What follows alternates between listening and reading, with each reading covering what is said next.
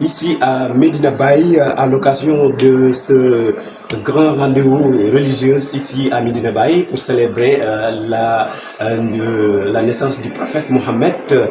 On a rencontré Cheikh Soufio Ousmane Zatara qui nous vient du Ghana. Alors, sans plus tarder, on va lui donner la parole pour qu'il se présente d'abord et saluer nos amis téléspectateurs. Bonsoir, Cheikh. السلام عليكم ورحمة الله تعالى وبركاته. الحمد لله إن الحمد لله نحمده ونستعينه ونعوذ بالله من شرور أنفسنا ومن سيئات أعمالنا. من يهده الله فلا مضل له ومن يضلل فلا هادي له. وأشهد أن لا إله إلا الله وحده لا شريك له وأشهد أن محمدا عبده ورسوله صلى الله عليه وعلى آله وأصحابه أجمعين. اللهم صل وسلم على سيدنا محمد الفاتح لما أغلق والخاتم لما سبق ناصر الحق بالحق والهادي إلى صراطك المستقيم وعلى آله حق قدره ومقداره العظيم. الحمد لله. Tout d'abord, nous saluons toute la communauté musulmane du monde entier. Et nous nous réjouissons de notre présence ici à Medina Kaula. Pour tout musulman du monde, je pense qu'aujourd'hui, c'est toute une joie, surtout à la communauté de Faïda et à la grande monde du Tidjaniya et à toute la communauté universelle de l'islam. Je lance une grande salutation à ma communauté, la population du Ghana, et à mon grand cheikh, Cheikh Khalifa Abdul Faïl du Ghana, et aussi à notre grand imam, chief imam du Ghana, Cheikh Ousmane Charobutu. Sans plus tarder, je me présente. Moi, je suis Soufi Zatara, c'est le nom que le monde connaît.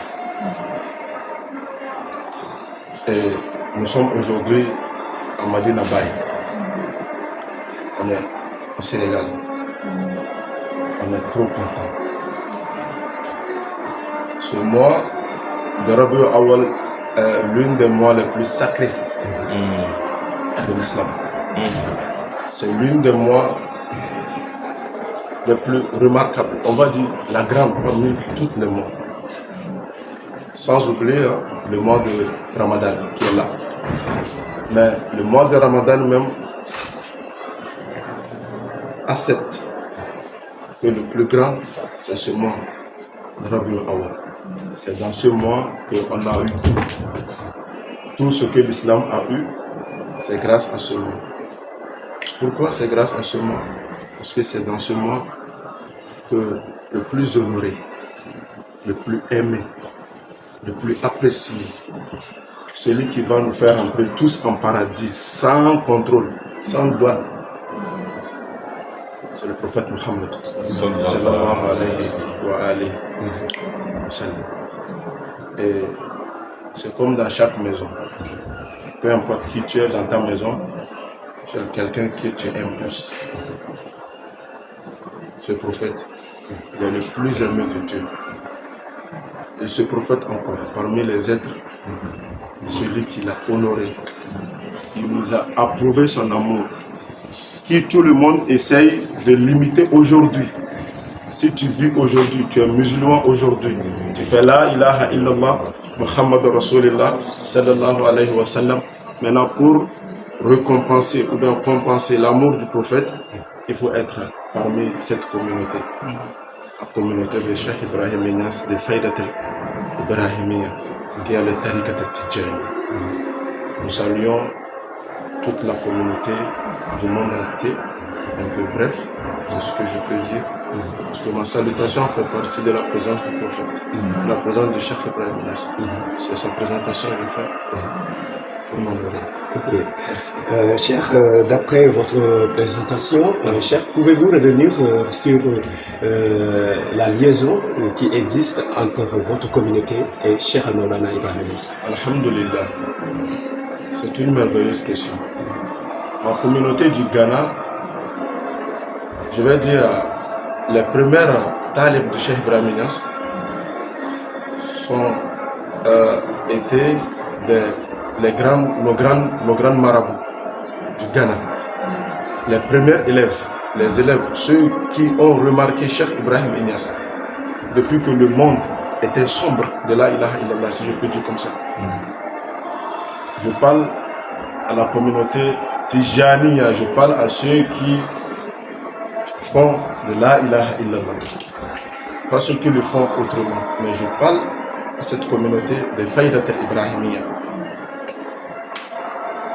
À l'époque, les premiers élèves qui ont remarqué qui est exactement Cheikh Ibrahim Niass font partie de nos grands marabouts du Ghana. Et parmi ces marabouts, je peux noter quelques-uns. Il y a Cheikh Ousmane Charouboutou, qui est aujourd'hui notre chief imam. Il est toujours en vie. Je lance ma salutation d'ici depuis Accra. Et il y a aussi Cheikh Abdullahi Maïkana, Diallo radiallahu ta'ala anhu. Lui aussi, il était l'une des piliers de notre faïda du Ghana.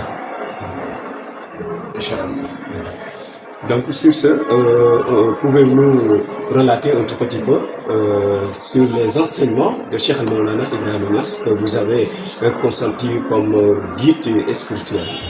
Merci. Alhamdulillah, encore une fois. Quand vous allez suivre les enseignements de Cheikh, vous saurez que on ne vous enseigne rien que l'humilité, l'acceptation de l'autre, l'amour du prochain.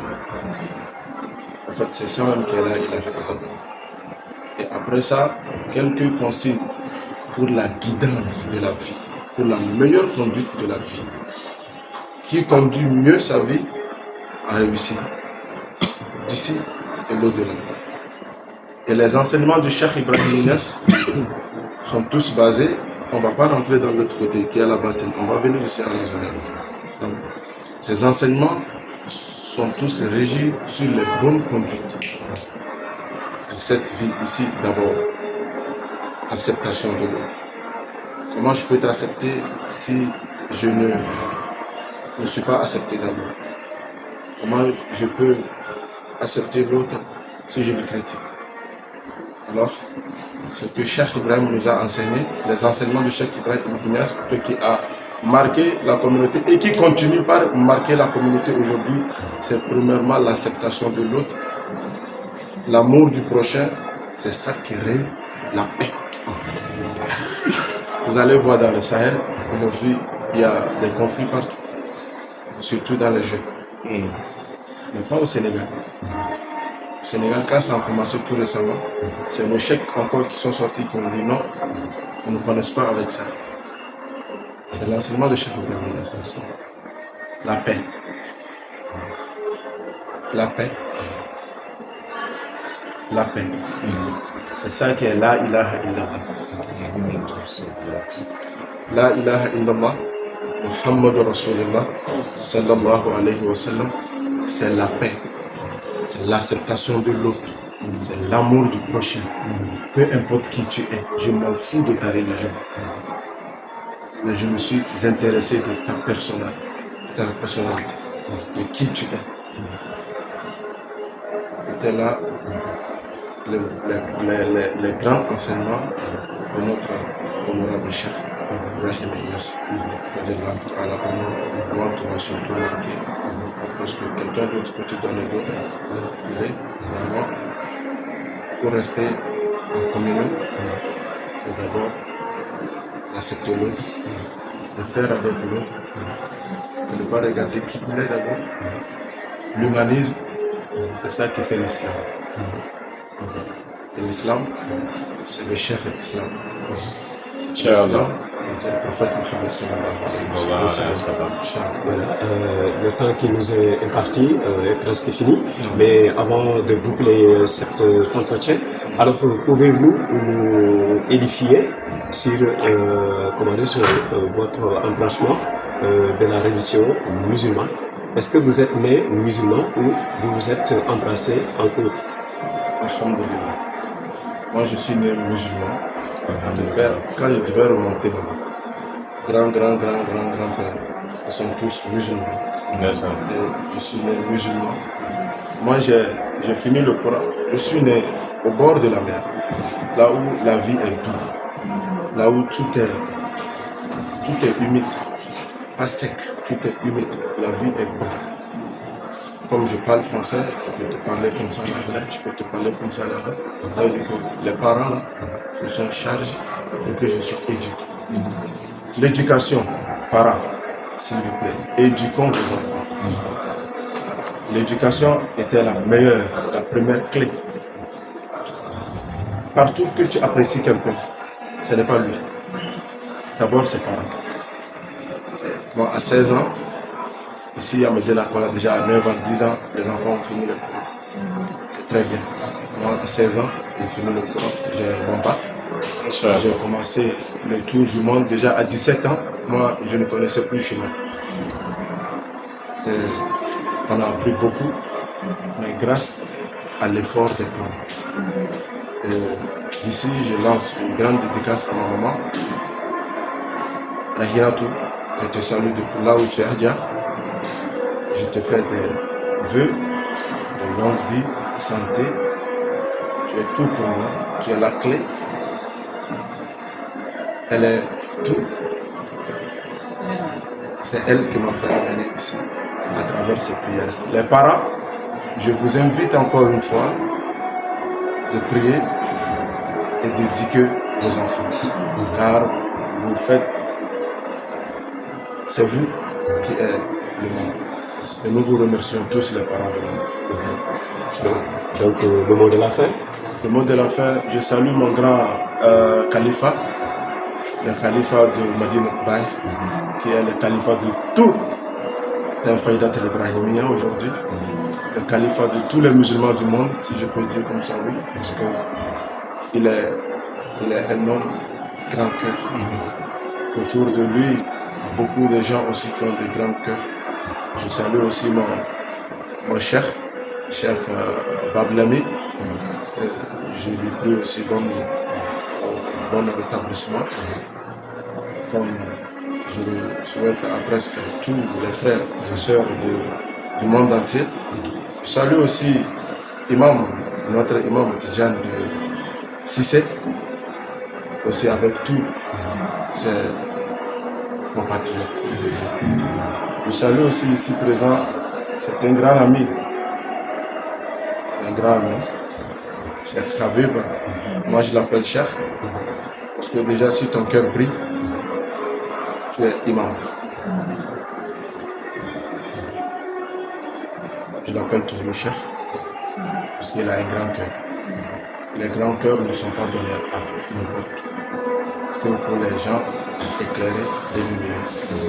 Que Dieu te protège, Habib, et qu'il te garde longtemps, longue vie, presque tout. Déjà tu as tout. Nous implorons encore la divinité de te garder encore longtemps. Et vous aussi, je vous salue beaucoup, je vous remercie de m'avoir donné cette occasion de m'exprimer à l'égard du monde et aussi à mes amis.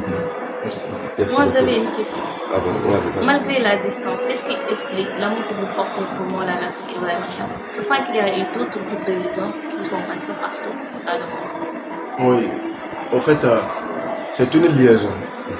Nous appelons ça, là je vais partir dans l'autre sens. C'est ça qui est notre connexion Internet que nous utilisons. La ilaha illallah est une liaison qui relie presque tous les branches. Quand vous allez voir là où ils ont fait amener ce courant, ce n'est pas ici, c'est loin. Mais ça éclaire presque toute la vie. C'est cette connexion qui nous relie avec Cheikh Ibrahim Niass. Ce n'est même pas ici. Ça continue jusqu'au jour de la vérité. Yawm al-Haq.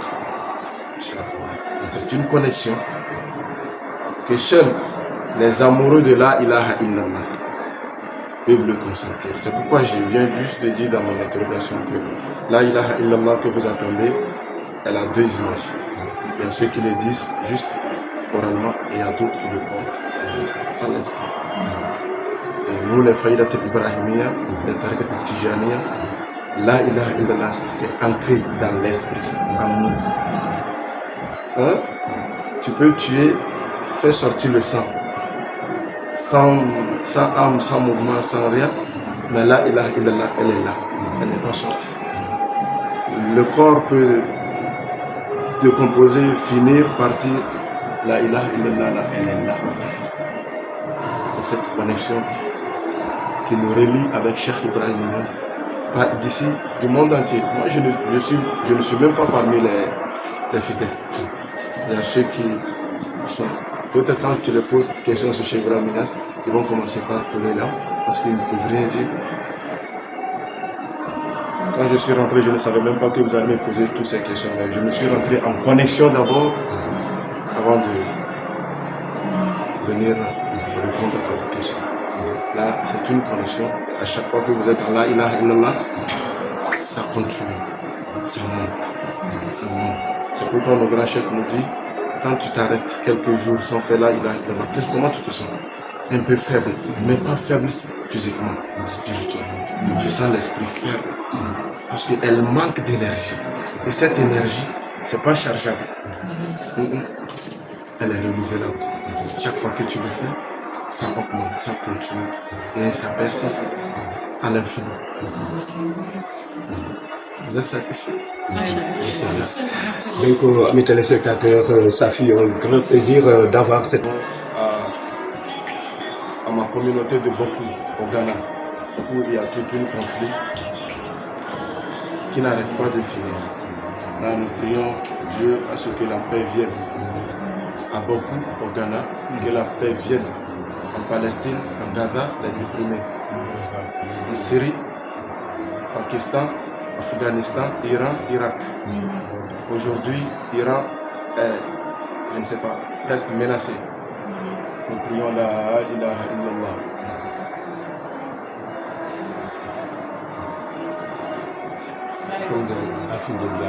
Voilà, c'est l'émotion, ça se voit grâce à la commémoration de la naissance